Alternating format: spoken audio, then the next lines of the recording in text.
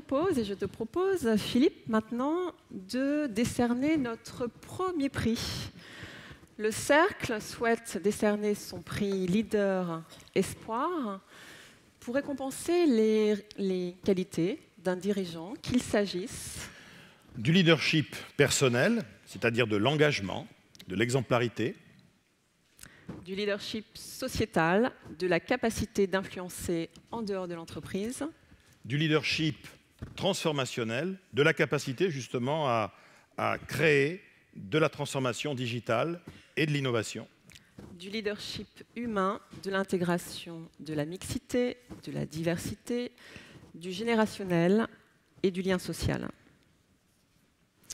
Pour ce faire, le jury était composé cette année de Julien Breuil, éditeur au Figaro, Agnès Bureau-Mira, DRH et administratrice de société, Jeannette Decker, DRH Group chez Sephora, Yann Le Gallès, rédacteur en chef adjoint au Figaro Économie, Valérie Lessembaum, directrice de la communication chez AXA, Ariane Malzac, directeur de la communication et des relations institutionnelles et directeur du développement de la sûreté chez Brinks France, Benoît Malraison, directeur délégué emploi au groupe Figaro, Didier Pitlet, PDG de On the Moon, Catherine Thomas-Etienne, directrice marketing digital du groupe Veolia, et Henri Vidalinck, président de Grant Alexander. Et ils sont tous là parmi nous et je pense que vous pouvez vraiment les applaudir.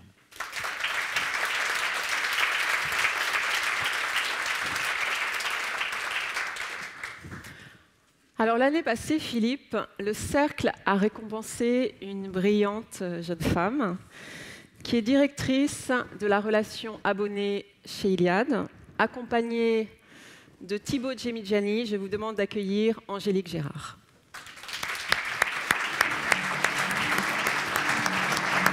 Bonsoir.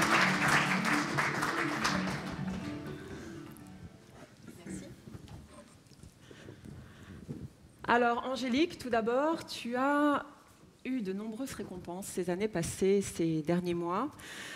Tu arrives à allier parfaitement vie personnelle et vie professionnelle. Allez, peux-tu nous donner quelques-uns de tes secrets? S'il y avait 3 qualités qui te permettent de réaliser ces exploits, peux-tu nous en parler en quelques minutes? Alors, 3 qualités. Je crois que la première, c'est que je suis fonceuse, déterminée. Que du coup, j'adore travailler, donc je saisis le travail et je suis passionnée. Donc j'ai aussi cette chance d'être passionnée par ce que je fais. Seconde qualité peut-être, c'est que je suis bien accompagnée parce que seule finalement je ne suis rien. Donc j'ai eu la chance effectivement d'être distinguée ces dernières années. Et c'est aussi le fruit du travail des équipes que j'ai la chance d'accompagner depuis 17 ans maintenant chez Free. Donc ça, c'est un point important, je pense, d'être bien accompagné. Et peut-être la troisième qualité, peut-être des valeurs de proximité, de bienveillance à l'égard de mon environnement professionnel qui me permet aussi de faire plein de choses. Merci. Merci Angélique. Thibaut, quelle est la symbolique du prix du leadership pour un groupe comme le Figaro? Alors, d'abord, je me permets de commencer par, à titre personnel, un symbole fort. J'ai commencé ma carrière au groupe Figaro il y a 20 ans dans ces locaux. Alors, je crois qu'à l'époque, AXA était déjà propriétaire, mais le locataire, en fait, c'était le groupe Figaro. Voilà. Donc, je ferme la parenthèse, mais c'est un symbole particulier pour moi. Plus sérieusement, je pense que justement, ces prix illustrent parfaitement, on l'a vu déjà tout à l'heure, la mutation, on va dire, du leadership, d'un leadership très, très directif, que j'ai connu dans ces murs, mais qui était très formateur, à un leadership peut-être plus éclairé, plus partagé, qui donne plus de sens, qui crée des liens, qui fait grandir les collaborateurs. Et c'est vrai qu'en tant que média, le rôle, une des vocations en tout cas du groupe Figaro, c'est justement de mettre en avant les leaders. Alors on le voit dans la première partie du journal, où là c'est plutôt les leaders politiques, et on l'a vu, c'était très intéressant, la primaire de la droite et du centre, puisqu'on a vu qu'il y avait des styles de leadership extrêmement différents d'un candidat à l'autre. Et c'est vrai qu'Anne Méo, qui était présente sur scène l'année dernière à Sciences Po, aurait pu expliquer justement le style du vainqueur de la primaire, parce que je crois savoir qu'elle le conseille. Et puis évidemment, on parle aussi des leaders dans le Figaro Économie, alors en particulier le lundi, hein, il y a une rubrique décideurs, dont Yann Le Gallès, que vous avez cité tout à l'heure, s'occupe, avec aussi Sylvia Di Pasquale, qui est rédactrice en chef de Cadre Emploi. Et là, on va donner la parole aussi à ces leaders pour justement illustrer la diversité de ces styles de leadership. Et vous retrouverez nos 2 gagnants de ce soir dans le Figaro Économie lundi prochain. Merci. Merci Angélique, merci Thibaut. Je vous propose de découvrir maintenant nos nominés et le ou la lauréate.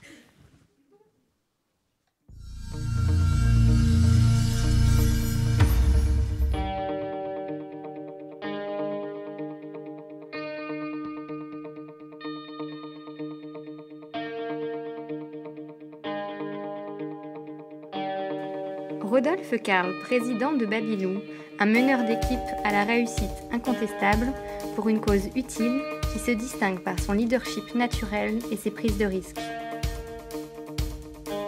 Nicolas Collin, Alice Zagouri et Oussama Ammar, cofondateurs de The Family, un incubateur de start-up qui porte un modèle d'innovation, de modernité et de leadership disruptif mondialement reconnu.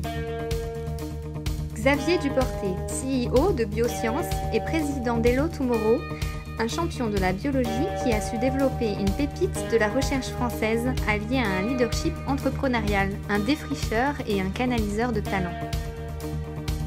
Caroline Lillier-Lebranchu, PDG de La Belle Illoise, la poursuite d'une saga familiale dans un ancrage régional qui s'établit formidablement bien tradition et modernité. Lubomira Rocher, Chief Digital Officer de L'Oréal, qui sait subtilement catalyser l'énergie des humains et la transformation digitale au service de la marque.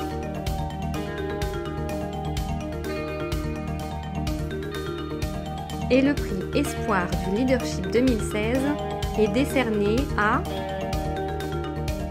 Xavier Duporté.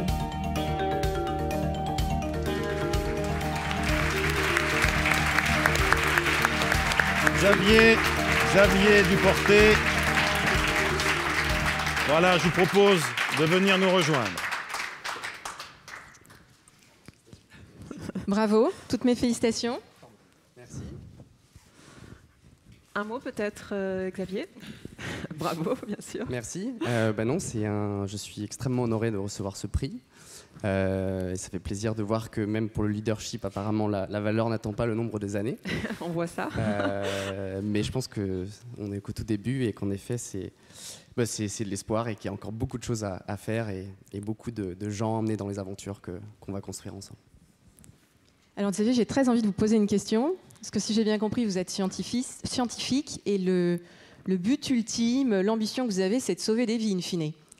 Donc si vous deviez ici nous confier votre plus belle réussite en la matière, qu'est-ce que vous aimeriez partager avec nous ?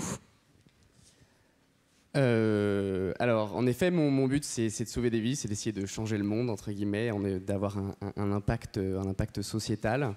J'étais chercheur il y a encore 2 ans, je finissais ma thèse à Boston au MIT et j'ai décidé de revenir en France pour monter la société avec mon associé qui n'est pas là ce soir, David Bicard, qui est aussi à l'Institut Pasteur maintenant.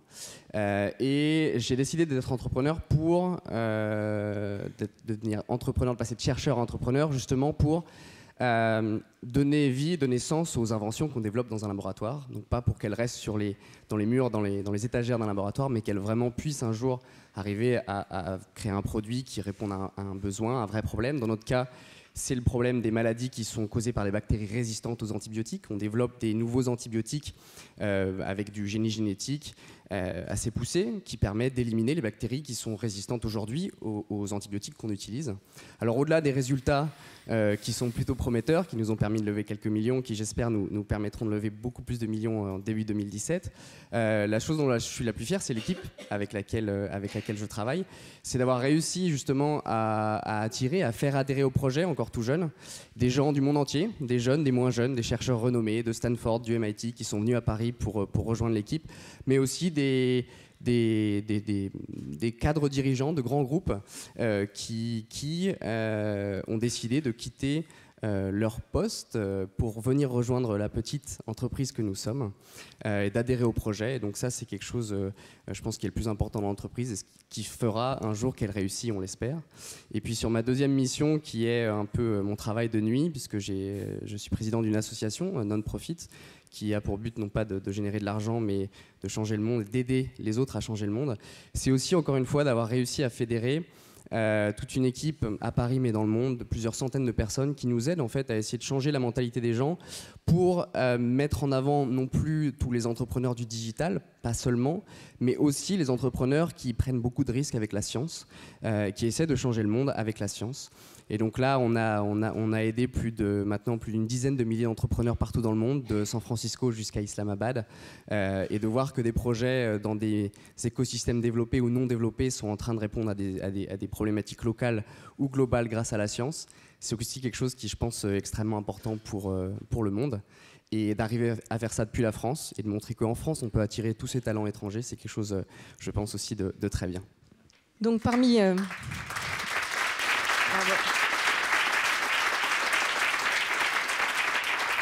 Donc parmi vos messages, il y a celui d'une levée de fonds quand même sur 2017 à retenir, donc il faut vous suivre. Il y a plutôt intérêt, oui. Moi j'avais une question aussi parce que c'est rare d'avoir un chercheur, c'est un métier assez individuel, j'imagine, peut-être pas, alors d'accord, et avoir un chercheur qui est à la fois entrepreneur. Donc c'est quoi votre style de leadership justement? Comment on arrive à concilier les deux? Quand on est chercheur, je pense qu'on a tout pour être entrepreneur aussi. On est aussi un entrepreneur.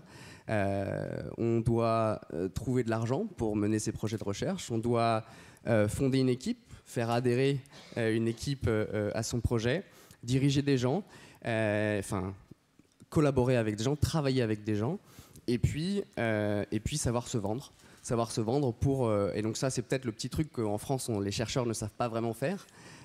Savoir se vendre pour justement trouver de l'argent, tout en faisant comprendre que, ça c'est un point qui est un peu complexe en France au niveau de la recherche est noble, la recherche ne doit pas générer de cash, alors qu'en fait la recherche fondamentale doit être transformée en recherche translationnelle et en produit pour générer du cash, de la valeur qui va pouvoir ensuite redonner de l'ampleur à la recherche fondamentale. Entrepreneurs et chercheurs, je pense qu'il n'y a pas de différence, c'est juste une question de mentalité. Et qu'aujourd'hui, dans les entreprises, mais comme dans les instituts de recherche, il est extrêmement important que l'on inculque et que l'on donne une dynamique entrepreneuriale aux jeunes chercheurs français pour qu'un jour on puisse avoir un Elon Musk en France, comme il y a aux États-Unis.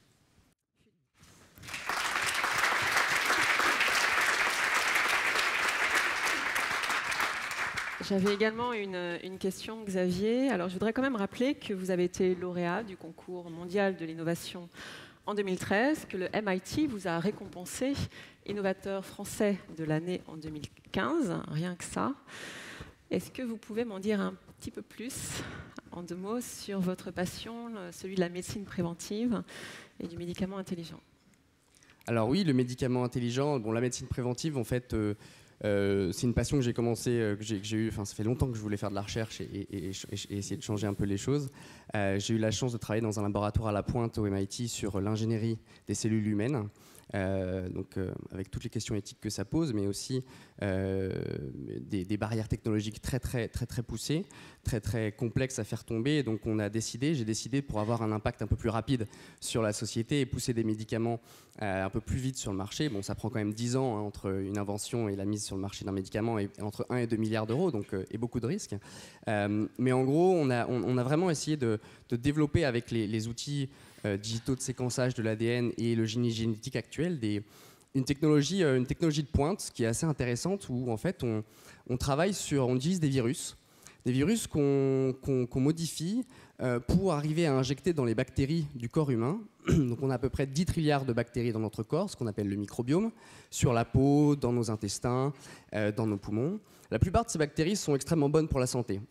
Peu de gens le savent, mais elles sont extrêmement bonnes pour la santé. On a réussi à développer un outil qui, à l'inverse des antibiotiques actuels, qui sont un peu des armes de destruction massive, qui vont tuer les mauvaises bactéries, mais les bonnes aussi, on a réussi à développer un petit robot biologique qui nous permet d'intégrer et d'injecter dans toutes ces bactéries du corps humain des petits ciseaux qui ne vont pas regarder le code informatique, mais le code génétique des bactéries, notre ADN, l'ADN de ces bactéries, pour trouver ou non des séquences, des gènes de l'information génétique qui codent pour des mauvaises choses, de la résistance aux antibiotiques ou de la pathogénicité, de la virulence qui rend les bactéries méchantes.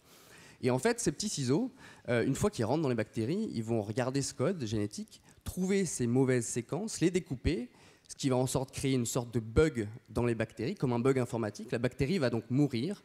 Et donc, de façon extrêmement efficace, on a démontré qu'on pouvait tuer des bactéries extrêmement pathogènes, résistantes aux antibiotiques actuels, avec des possibilités d'application dans les maladies infectieuses, mais bien au-delà, et c'est là où c'est extrêmement intéressant dans l'optique de la prévention, de la médecine préventive. On peut tuer aussi des bactéries qui sont responsables, sont très fortement corrélées avec la progression des cancers, avec l'obésité, avec des maladies qui prennent beaucoup d'importance dans les pays en développement, les pays développés en ce moment. Et aujourd'hui, on n'a aucune façon de pouvoir traiter ces maladies, on ne les comprend pas forcément. Et on est en train de développer des outils qui nous permettront d'ici 10 ans, 15 ans, de pouvoir adresser ces maladies avec une approche complètement nouvelle, complètement différente, et qui, j'espère, pourra prévenir bon nombre de maladies graves. C'est impressionnant. Merci. Merci Xavier. Bravo. Donc, Xavier, une dernière question. Alors celle-là très rapide. Vous avez démarré dans la biologie, vous vous retrouvez entrepreneur. Est-ce que vous vous souvenez du jour, s'il y a eu un jour, où il y a eu un déclic, où vous vous êtes dit, tout compte fait, voilà, je vais plutôt partir dans cette direction-là. Est-ce qu'il s'est passé quelque chose qui vous a donné l'envie ? Oui, il s'est passé quelque chose. Alors, je pense que depuis tout petit, je voulais être ingénieur dans la biologie, je voulais faire de la recherche, j'ai fait beaucoup de recherches, j'ai développé pas mal de technologies et quand je suis arrivé au MIT, à Boston, j'étais plongé dans un écosystème où j'étais entouré de gens qui voulaient changer le monde avec la science et des gens m'ont dit « mais pourquoi tu as développé des super trucs, pourquoi tu montes pas une boîte avec ?» Et de voir tous ces jeunes qui étaient passionnés pour vraiment changer le monde avec la science, eh bien ça m'a poussé à le faire, en tout cas à essayer de le faire.